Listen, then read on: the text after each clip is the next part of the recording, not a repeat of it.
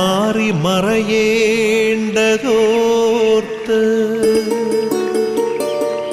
ചന്ദ്രനക്ഷത്രാദികൾ വിതുമ്പുമ്പോൾ മാറ്റമില്ലാതെങ്ങും വിരാജിക്കും ദൈവമേ, അങ്ങയെ വാഴ്ത്തുന്നു ഞങ്ങൾ. ഉദിച്ചെങ്ങും പ്രഭതൂകും പാരിലെ സൂര്യരശ്മിയേക്കാൾ പ്രശോഭിച്ചെന്നും പ്രസാദമേകുന്ന ദൈവമേ, അങ്ങേ മഹിമാവെത്ര മനോജ്ഞം. പിതാവിൻ്റെയും പുത്രൻ്റെയും പരിശുദ്ധാത്മാവിൻ്റെയും നാമത്തിൽ ആമേൻ. ഈശോയ്ക്ക് ഏറെ പ്രിയപ്പെട്ടവരെ, ഗുഡ്നസ് ടി വി നിങ്ങൾക്കായി ഒരുക്കുന്ന ഈ പ്രഭാത വിരുന്നിലേക്ക് നിങ്ങളെ എല്ലാവരെയും ഹൃദയപൂർവ്വം സ്വാഗതം ചെയ്യുന്നു. നമുക്ക് ഈ ശുശ്രൂഷയിലേക്ക് കടന്നു വരാം. നിങ്ങളായിരിക്കുന്ന ഇടങ്ങളെ, നിങ്ങളുടെ ജീവിതങ്ങളെ, ഈ പ്രഭാതത്തെ, ഇന്ന് ചെയ്യാനിരിക്കുന്ന കാര്യങ്ങളെയൊക്കെ കർത്താവിൻ്റെ വിശുദ്ധ കുർബാനയോട് ചേർത്ത് വെച്ച് നമുക്ക് പ്രത്യേകമായിട്ട് സമർപ്പിക്കാം. നമ്മുടെ എല്ലാ നല്ല നിയോഗങ്ങളെയും നമുക്ക് ഓർമ്മിക്കാം. ഇന്ന് പ്രത്യേകമായി നമ്മൾ ഈ ശുശ്രൂഷ ചെയ്യുമ്പോൾ ദൈവ വഴികളിൽ നിന്ന് അകന്നു നടക്കുന്ന കുറേ മനുഷ്യരുണ്ട്. നമ്മളവരെ പാപികളൊന്നും വിളിക്കുന്നൊന്നുമില്ല. എന്നാൽ പോലും ശുഷ്കാന്തിയില്ലാത്ത, തീക്ഷ്ണതയില്ലാത്ത, ആശയത്തിൽ ഉറപ്പില്ലാത്ത കുറേ ആളുകളുണ്ട്. അവരെയൊക്കെ നമുക്ക് തമ്പുരാൻ സമർപ്പിച്ച് അവർക്കൊക്കെ കൃപ കൊടുക്കണമേ. നമ്മുടെ കുടുംബത്തിൽ അങ്ങനെയല്ല ആരെങ്കിലും ഉണ്ടെങ്കിൽ അവരെയൊക്കെ നമുക്ക് പ്രത്യേകമായിട്ട് ഇന്ന് കർത്താവിന് സമർപ്പിച്ച് പ്രാർത്ഥിക്കാം. സങ്കീർത്തനം 92:3 ഓരോ പ്രഭാതത്തിലും അങ്ങേ കാരണം ഞങ്ങൾ പ്രകീർത്തിക്കും, സന്ധ്യാകാലത്ത് അങ്ങേ വിശ്വസ്തതയും. അതുകൊണ്ട് ഈ പ്രഭാതം നമുക്ക് പ്രാർത്ഥനയുടെ ദൈവ കൃപ നിറയുന്നതിൻ്റെ പ്രഭാതമായി മാറട്ടെ എന്ന് പ്രത്യേകമായിട്ട് പ്രാർത്ഥിക്കാം. നമ്മുടെ ഇന്നത്തെ എല്ലാ കാര്യങ്ങളും നമുക്ക് വേറെ ആരുമില്ല അമ്മയല്ലാതെ. അതുകൊണ്ട് അമ്മയുടെ കരങ്ങളിലൂടെ നമുക്ക് പ്രത്യേകം സമർപ്പിക്കാം. അമ്മയോട് ചേർന്ന് നമ്മുടെ നിയോഗങ്ങളെയും നമ്മളോട് ചേർന്ന് പ്രാർത്ഥിക്കുന്ന ഈ ശുശ്രൂഷയിൽ പങ്കെടുക്കുന്ന എല്ലാവരെയും നമുക്ക് സമർപ്പിച്ച് അമ്മയുടെ അനുഗ്രഹത്താൽ നമ്മുടെ ജീവിതങ്ങളും കൃപ നിറഞ്ഞ ജീവിതങ്ങളായി മാറണമെന്ന് നമുക്ക് പ്രത്യേകമായിട്ട് പ്രാർത്ഥിക്കാം. പരിമളത്തിനുറവയാം നറുസൗരഭ്യമാകട്ടെ ഞങ്ങളുമീ മണ്ണിൽ. നമ്മളിപ്പോൾ വായിക്കുന്ന വചനങ്ങൾ കർത്താവിൻ്റെ മലയിലെ പ്രസംഗത്തിൻ്റെ ഒരു തുടർച്ചയായിട്ട് വരുന്നതാണ്. കുറേ കാര്യങ്ങളൊക്കെ കർത്താവ് ജനങ്ങളെ പഠിപ്പിച്ചു, ശിഷ്യന്മാരെ പഠിപ്പിച്ചു.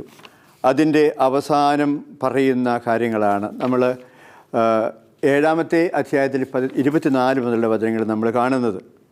എൻ്റെ ഈ വചനങ്ങൾ ശ്രവിക്കുകയും അവ അനുസരിക്കുകയും ചെയ്യുന്നവൻ പാറമേൽ ഭവനം പണിത വിവേകമതിയായ മനുഷ്യന് തുല്യനായിരിക്കും. മഴ പെയ്തു, വെള്ളപ്പൊക്കമുണ്ടായി, കാറ്റൂതി, അത് ആ ഭവനത്തിന്മേൽ ആഞ്ഞടിച്ചു, എങ്കിലും അത് വീണില്ല. എന്തുകൊണ്ടെന്നാൽ അത് പാറമേൽ സ്ഥാപിതമായിരുന്നു. എൻ്റെ ഈ വചനം കേൾക്കുകയും എന്നാൽ അത് അനുസരിക്കാതിരിക്കുകയും ചെയ്യുന്നവൻ മണൽപ്പുറത്ത് ഭവനം പണിത ഭോഷന് തുല്യനായിരിക്കും. മഴ പെയ്തു, വെള്ളപ്പൊക്കമുണ്ടായി, കാറ്റൂതി, അത് ആ ഭവനത്തിന്മേൽ ആഞ്ഞടിച്ചു, അത് വീണുപോയി, അതിൻ്റെ വീഴ്ച വലുതായിരുന്നു. ഈ വചനങ്ങൾ അവസാനിപ്പിച്ചപ്പോൾ ജനാവലി അവൻ്റെ പ്രബോധനത്തെപ്പറ്റി വിസ്മയിച്ചു. അവരുടെ നിയമജ്ഞനെ പോലെയല്ല, അധികാരമുള്ളവനെ പോലെയാണ് അവൻ അവരെ പഠിപ്പിച്ചത്. ഈ പ്രസംഗം എന്ന് പറയുന്ന ഒരു കാര്യമില്ലേ? കർത്താവ് വചനം പ്രസംഗിച്ചു, പഠിപ്പിച്ചു. അവൻ്റെ ഓരോ പ്രസംഗവും പഠിപ്പിക്കലായിരുന്നു എന്ന് നമ്മൾ തിരിച്ചറിയുക. അപ്പോൾ ഈ പ്രസംഗത്തെക്കുറിച്ചൊക്കെ ഓർക്കുമ്പോൾ ആരാ ഒരു നല്ല പ്രസംഗകൻ എന്ന് നമുക്ക് അന്വേഷിക്കണം. ഒരു നല്ല പ്രസംഗകൻ എന്ന് പറയുന്നത് പ്രസംഗം കഴിഞ്ഞാൽ പോലും ആളുകൾ വിട്ടുപോകാൻ നിൽക്കുന്ന തരത്തിൽ പ്രസംഗിക്കുന്ന വ്യക്തിയാണ്. നമുക്കറിയാം, ഇന്ന് കാലഘട്ടത്തിൻ്റെ ശാപമാണ് പ്രസംഗം എന്നൊക്കെ നമ്മളിങ്ങനെ തമാശയായിട്ടൊക്കെ പറയാറുണ്ട്. എവിടെ ചെന്നാലും പ്രസംഗം. തെരുവിലിറങ്ങിയാൽ ലോട്ടറിക്കാരൻ്റെ പ്രസംഗം.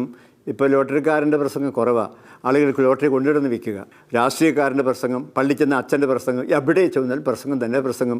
അത് കാലഘട്ടത്തിന് ശാപമാണെന്നൊക്കെ നമ്മളിങ്ങനെ തമാശ രൂപേണൊക്കെ പറയാറുണ്ട്. പക്ഷേ ഈ പ്രസംഗം ഒരു പ്രബോധനമായി വരുമ്പോൾ യേശുവിൻ്റെ പ്രസംഗത്തിന് മുമ്പിൽ ജനങ്ങൾക്ക് വിസ്മയിക്കുക, എവിടെ നിന്ന് കിട്ടി ഈ വലിയ വിജ്ഞാനം? അവൻ പഠിപ്പിച്ച പാഠങ്ങളൊക്കെ അവർക്ക് ഏറ്റവും ഹൃദ്യമായിരുന്നു. അതുകൊണ്ടാണ് അവനെ വിടാതെ അവർ നിൽക്കുകയാണ്. പിന്നെയും പ്രഭാഷണം നടത്തിയവൻ്റെ പിന്നാലെ പോവുകയാണ് ചെയ്യുക. ഈ മഴ പെയ്തതിന് ശേഷം മരം പെയ്യുന്നു എന്ന് പറയുന്നത് പോലെയല്ലേ, തീരുന്നില്ല പ്രസംഗം. അതുകൊണ്ടാണ് വിസ്മയിക്കുകയാണ് ആളുകൾ എന്ന് പറയുന്നത്. ജനാവലി വിസ്മയിച്ചു എന്നാണ് പറയുക. കാരണം അവൻ അവരോട് പറഞ്ഞ വചനങ്ങൾ ആത്മാവും ജീവനുമായിരുന്നു. യോഹന്നാൻ സുവിശേഷം 6:63. അവൻ പറഞ്ഞ വചനങ്ങൾ ആത്മാവും ജീവനുമായിരുന്നു.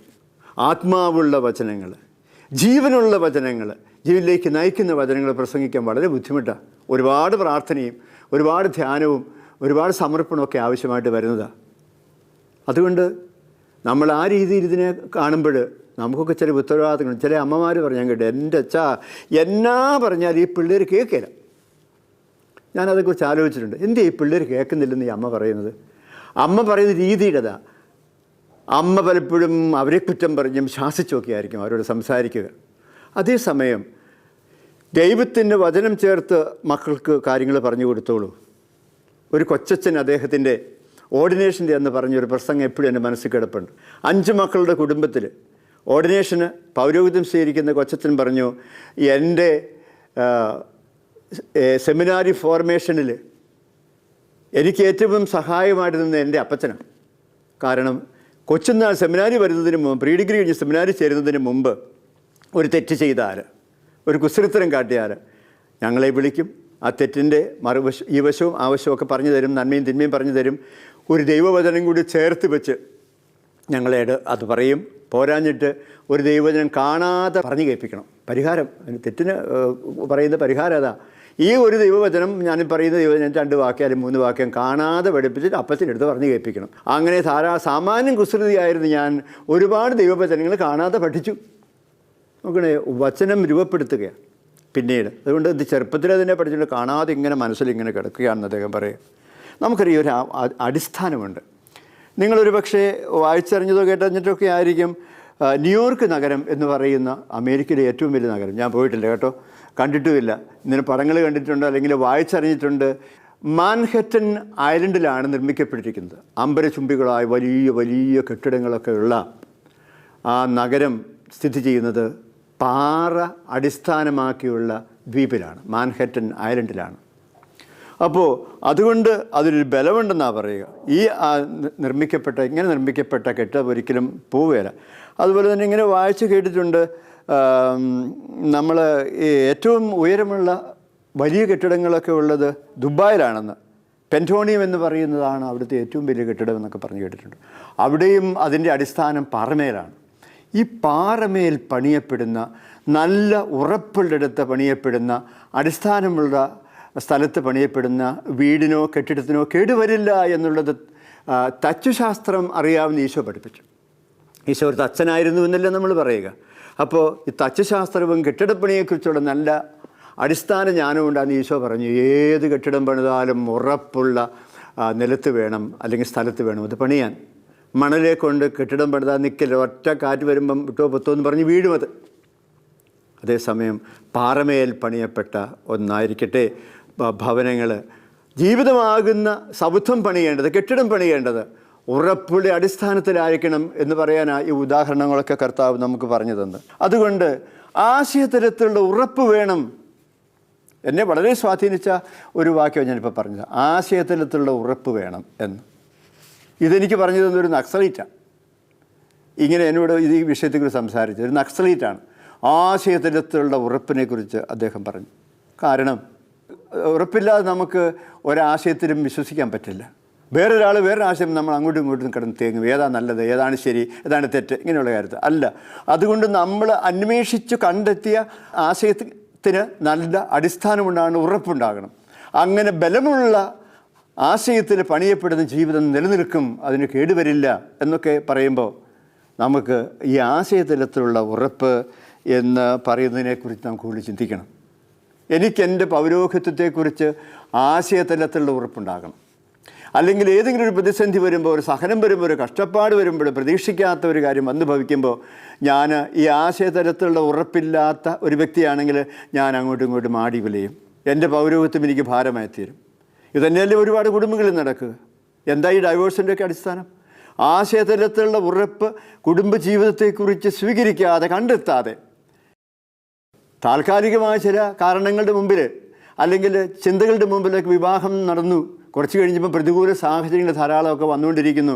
അപ്പോഴേ ഉറപ്പില്ലാത്തത് കൊണ്ട് ആടി വിലയുകയാണ്, വേണമോ വേണ്ടായോ, വേണമോ വേണ്ടായോ.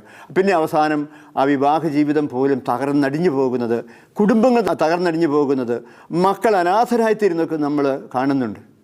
നമ്മളതുകൊണ്ടാണ് ഈ പ്രീ മാരിറ്റൽ കോഴ്സുകൾ, പ്രീകാന കോഴ്സുകളൊക്കെ നമ്മൾ നടത്തണമെന്നൊക്കെ പറയുക. ഇതൊരു സർട്ടിഫിക്കറ്റിന് വേണ്ടിയിട്ടുള്ളതല്ല. വിവാഹ ജീവിതത്തെക്കുറിച്ച് വ്യക്തവും കൃത്യവുമായ അടിസ്ഥാനങ്ങൾ കണ്ടെത്തിയിട്ട് എന്താണ് ക്രൈസ്തവ വിവാഹ ജീവിതം, കുടുംബജീവിതത്തിനെക്കുറിച്ച് കൃത്യമായ ആശയങ്ങൾ, വചനങ്ങൾ കണ്ടെത്തിക്കൊണ്ട് അതിൽ ജീവിതത്തെ ഉറപ്പിച്ചുകൊണ്ട് ജീവിക്കാൻ നമ്മുടെ തലമുറകളെ ഇനിയും നമുക്ക് പഠിപ്പിക്കാനുണ്ട്, പ്രേരിപ്പിക്കാനുണ്ട്, പറഞ്ഞു കൊടുക്കാനുണ്ട്. അതിനാവശ്യമാണ്. അതുവരെ എല്ലാ കാര്യത്തിലും അങ്ങനെ തന്നെയാണ്. ഞാൻ ഓർക്കുന്നുണ്ട്, ഒരു അധ്യാപകന് ഒരിക്കൽ ഞാൻ അദ്ദേഹത്തെ ഇങ്ങനെ ഒരു ഇൻ്റർവ്യൂ പോലെ വന്നപ്പോൾ ഞാൻ അദ്ദേഹത്തോട് ചോദിച്ചു, സാറെന്തിനാ അധ്യാപകനാകുന്നത്? അയ്യോ, അദ്ദേഹം പറഞ്ഞ ആശയങ്ങളൊക്കെ എനിക്കിപ്പോഴും ഓർക്കാൻ പോലും വരുന്നത്. അത്രയും ലളിതമായ രീതിയിൽ അല്ലെങ്കിൽ ലാഘവ ബുദ്ധിയോടുകൂടിയാണ് ഇതിനെ കണ്ടെത്തുക. മറിച്ച് താൻ എന്തുകൊണ്ട് അധ്യാപകനായി എന്ന് ഒരാൾ വഴിക്ക് തടഞ്ഞു വെച്ച് ചോദിച്ചാൽ, ഞാൻ അധ്യാപകനായത് ഇന്ന ആദർശങ്ങൾ ജീവിക്കാൻ വേണ്ടിയിട്ടാണെന്ന് പറയുന്നവൻ അവൻ നല്ല അധ്യാപകനാണ്. ഇതുപോലെ എല്ലാ മേഖലയും ഇതുകൊണ്ട് സഹോദരങ്ങളെ. കുടുംബത്തിലാകാം, ജോലി ഇടങ്ങളിലാകാം, സമർപ്പണ വേദികളിലാകാം, സന്യാസത്തിലാകാം, എവിടെ ആയിക്കൊള്ളട്ടെ, നമ്മൾ നമ്മുടെ ജീവിതത്തെ ഈ ഉറപ്പിച്ച് നിർത്തേണ്ടത് ഈ ആശയതലത്തിലുള്ള ഉറപ്പ് സ്വീകരിക്കുന്ന അടിസ്ഥാനത്തിലാകണം. നമുക്ക് നമ്മുടെയൊക്കെ ജീവിതത്തെക്കുറിച്ച് എന്ത് ഉറപ്പാണുള്ളത്? അങ്ങനെ ഉറപ്പുള്ള, ബലമുള്ള ഒരടിസ്ഥാനത്തിൽ പണിയപ്പെട്ടതാണോ നമ്മുടെയൊക്കെ ജീവിതമെന്ന് നമുക്ക് ഈ അവസരത്തിൽ വെറുതെ ഒന്ന് ചിന്തിച്ച് നോക്കണം. അപ്പോൾ കാണാം ഇനിയും കുറേ കൂടെ ഉറപ്പുകളൊക്കെ നമുക്ക് ഉണ്ടാക്കേണ്ടതായിട്ടുണ്ട് എന്ന്. നമ്മൾ ഈ വചനങ്ങളിലൊക്കെ ഒരു ദ്വന്ദ്വഭാവം കാണുന്നുണ്ട്. പ്രത്യേകിച്ച് 7-ാമത്തെ അധ്യായം നമ്മൾ എടുക്കുമ്പോൾ 7:13 നമ്മൾ വായിക്കുമ്പം ഇടുങ്ങിയ വാതിൽ, അതേക്കുറിച്ച് കർത്താവ് പറയുന്നുണ്ട്. ഒന്ന് ഇടുങ്ങിയ വാതിലാണ്, മറ്റത് വിസ്താരമുള്ള വാതിലാണ്. അപ്പോൾ ഒരിടത്ത് ഇടുങ്ങിയ വാതിലുണ്ട്, മറ്റത് വിസ്താരമുള്ള വാതിൽ. വിസ്താരമുള്ള വാതിൽ എന്ന് പറയുമ്പോൾ സുഖലോലുപത, സൗകര്യങ്ങൾ ഒക്കെ ഉള്ള കാര്യങ്ങൾ, അത് വലിയ ഉറപ്പുള്ള കാര്യമൊന്നുമില്ല. ഈ സുഖവും അങ്ങനെയുള്ള കാര്യങ്ങളൊക്കെ മാറിപ്പോകും. നേരെ മറിച്ച് ഞെരുങ്ങി ഇടുങ്ങി കഷ്ടപ്പെട്ട് നേടിയത് അതിന് ബലമുണ്ട്, അതിന് നിലനിൽപ്പുണ്ട്. അപ്പോൾ അതുകൊണ്ട് ഇവിടെ രണ്ട് കാര്യങ്ങളാണ്. അപ്പോൾ അത് ദ്വന്ദ്വം എന്ന് പറഞ്ഞാൽ രണ്ടെന്നാണ് അർത്ഥം. അങ്ങനെ കർത്താവ് പറഞ്ഞതുകൊണ്ട്, ഒന്ന് ഇടുങ്ങിയ വാതിലൂടെ പ്രവേശിക്കുക, 2 വിസ്താരമുള്ള വാതിലൂടെ പ്രവേശിക്കുക. നിങ്ങൾ ശിഷ്യന്മാർ പോകേണ്ടത് ഇടുങ്ങിയ വാതിലൂടെയാണെന്ന് പറയും. രണ്ടാമതായിട്ട് നമ്മൾ 7:16 നമ്മൾ വരുമ്പം 2 കൂട്ടം ആളുകളെക്കുറിച്ച് പറയുന്നുണ്ട്. ഒന്ന് നല്ല പ്രവാചകന്മാർ, 2 വ്യാജ പ്രവാചകന്മാർ. നല്ല പ്രവാചകന്മാർ ആളുകളെ നയിക്കുന്നവരാണ്. വ്യാജ പ്രവാചകന്മാരെ ചെന്നായ്ക്കളെ പോലെ അവർ ആളുകളെ കടിച്ചു കയറുന്നവർ ഒക്കെയാണ്. അപ്പോൾ നോക്കണേ, നല്ല പ്രവാചകനാവുക അല്ലെങ്കിൽ വ്യാജ പ്രവാചകനാണ്. നല്ല പ്രവാചകൻ അപ്പുറം വ്യാജ പ്രവാചകൻ്റെ ചിത്രം കർത്താവ് നമ്മുടെ മുമ്പിൽ വയ്ക്കുന്നുണ്ട്. അപ്പോൾ മറ്റുള്ളവരുടെ ഉപദേശങ്ങളെ, പ്രേരണകളെയൊക്കെ അന്ധമായിട്ട് എടുത്ത് ജീവിക്കുന്നവരല്ല. നമുക്ക് നമ്മുടെ ബോധ്യങ്ങളുണ്ട്, നമുക്ക് വിവേചിച്ചറിയേണ്ടതായിട്ടുണ്ട് പലതെന്നും പറയുക. 7:16 നമ്മൾ 2 തരം വൃക്ഷങ്ങളെക്കുറിച്ച് പറയുക. നല്ല ഫലം തരുന്ന നല്ല വൃക്ഷം, ചീത്ത ഫലം തരുന്ന ചീത്ത വൃക്ഷം. ഇത് 2 വൃക്ഷങ്ങളാണ്. പക്ഷേ ഒന്ന് നന്മ പുറപ്പെടുവിക്കുന്നു, ഒന്ന് മോശമായ ഫലങ്ങൾ പുറപ്പെടുവിക്കുന്നു. അപ്പോൾ നമുക്ക് ഈ ദ്വന്ദ്വഭാവം നമ്മുടെ മുമ്പിൽ കൊണ്ടുവരുമ്പം നല്ലതും ചീത്തയും അത് വിവേചിച്ചറിയാനുള്ള പരിശുദ്ധാത്മാവിന് കൃപയ്ക്ക് വേണ്ടി നമുക്ക് എന്നും പ്രാർത്ഥിക്കേണ്ടതായിട്ടൊരു ഒരു തിരിച്ചറിവിൻ്റെ വരവാണ്. നന്മ ഏതാണ്, തിന്മ ഏതാണ്, നമുക്ക് സ്വീകാര്യമായത് ഏതാണ്, അസ്വീകാര്യമായത് ഏതാണ്, ഇങ്ങനെ നന്മയും തിന്മയും തിരിച്ചറിയുന്ന ഒരു വിവേചനപരമായ രീതിയെക്കുറിച്ച് കർത്താവ് നമുക്കിവിടെ പറഞ്ഞു തരിക. പിന്നെ വരും നമ്മൾ 21-ാമത്തെ വാക്യത്തിലേക്ക് വരുമ്പം ശിഷ്യന്മാരെക്കുറിച്ചും പറയുന്നുണ്ട്. നിങ്ങൾ നല്ല ശിഷ്യന്മാരായിരിക്കണം, ചൈതന്യമുള്ളവരായിരിക്കണം, നാട്യക്കാരാവരുത്. എനിക്ക് ശിഷ്യത്വം ഉണ്ടെന്നും പറഞ്ഞ് ഞാനിങ്ങനെ തൽക്കാലം അഭിനയിച്ചു പോയാൽ പോരാ. എൻ്റെ ശിഷ്യത്വത്തിന് പോലും നല്ല അടിസ്ഥാനമുണ്ടാകണം. അതുകൊണ്ട് ചൈതന്യമുള്ള ശിഷ്യന്മാരായി തീരുക. ഈ കാര്യത്തിൽ എനിക്ക് നമ്മൾ കുറേ കൂടെ ഒന്ന് ചിന്തിക്കേണ്ടതാണ്. വൈദികനാണെങ്കിലും വൈദികൻ്റെ ചൈതന്യത്തിൽ എവിടം വരെ വളരാമെന്നുള്ളത് അതിർത്തി ഇല്ലാത്തൊരു കാര്യമാണ്. കുടുംബത്തിലാണെങ്കിലും ഭാര്യയും ഭർത്താവ് എവിടെ വരെ സ്നേഹിക്കാമെന്നുള്ളതും അതിർത്തി ഇല്ലാത്തൊരു കാര്യമാണ്. നമ്മൾ സമർപ്പിത ജീവിതം നയിക്കുകയാണ്, എത്രമാത്രം സമർപ്പിക്കാം എന്നുള്ളതിനും അതിനും അതിർത്തി പറമ്പുകളൊന്നുമില്ല. നമുക്ക് മാക്സിമത്തിലേക്ക് വളരാനുള്ള ഒരു താല്പര്യം.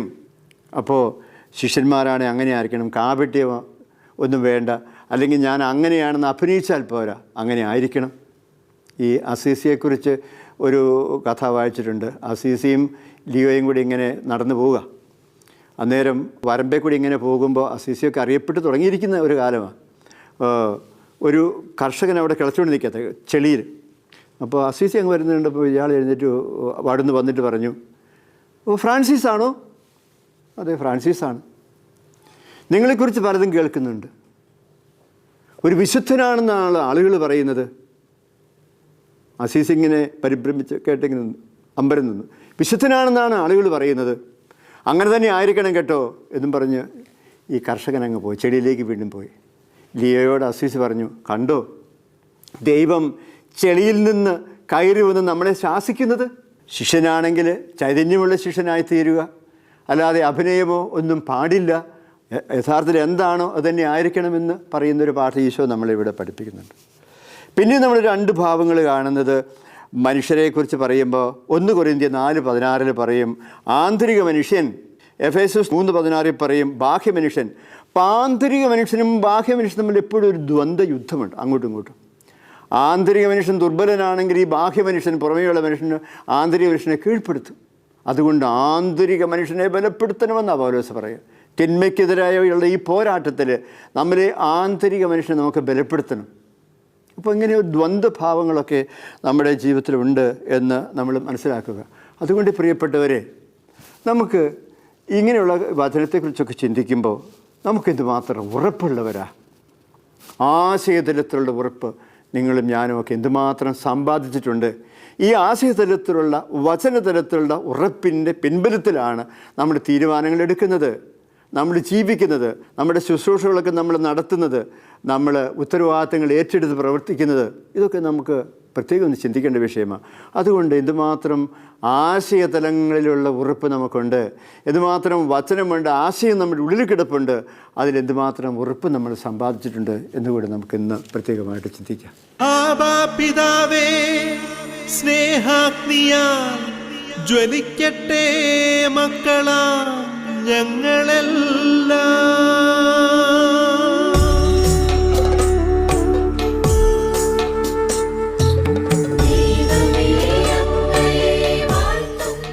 നമുക്കിനി ഒരു മിനിറ്റ് പ്രാർത്ഥിക്കാം. പരിശുദ്ധാത്മാവ നമ്മളെ ശക്തിപ്പെടുത്തുക.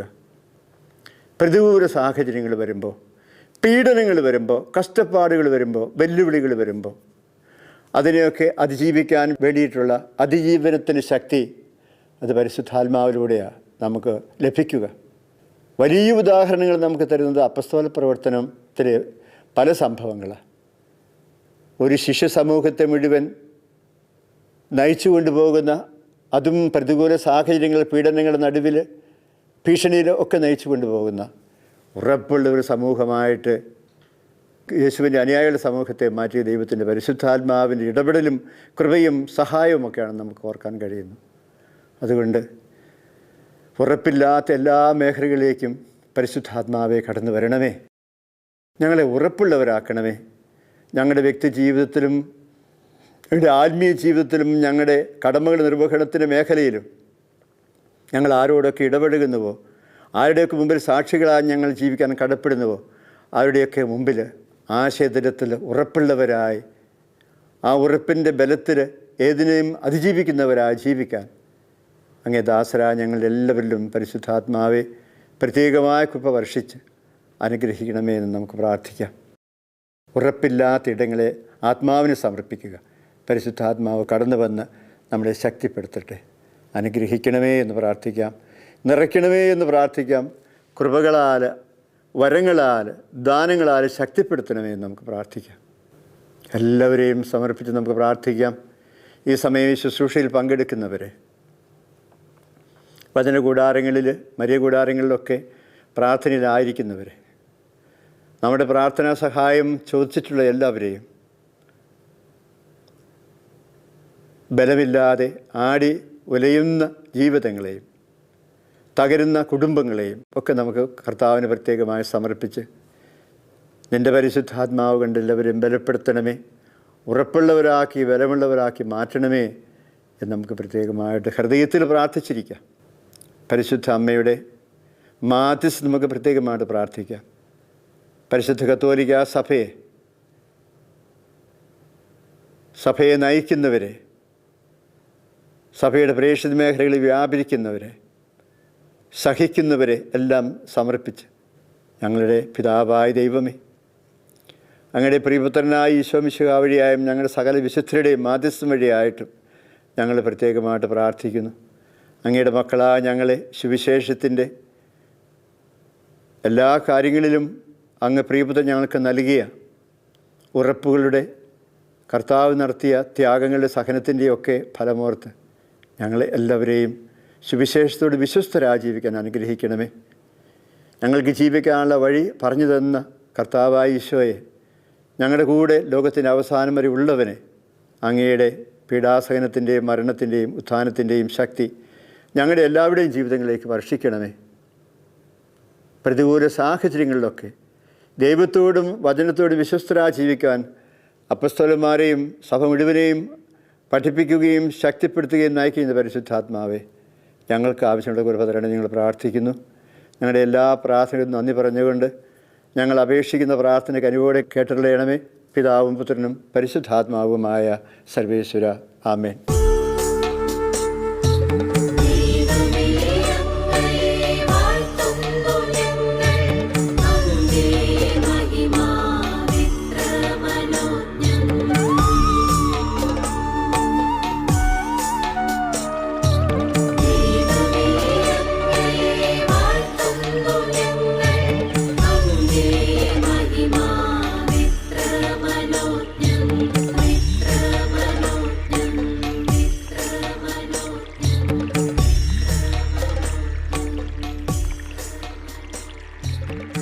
സഭയോട് ചേർന്ന് നമുക്ക് പ്രാർത്ഥിക്കാം.